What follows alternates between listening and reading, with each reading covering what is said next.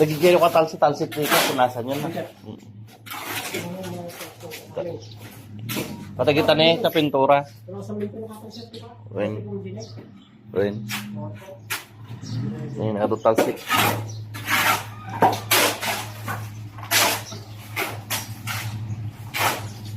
Gawa tayo ng bahay.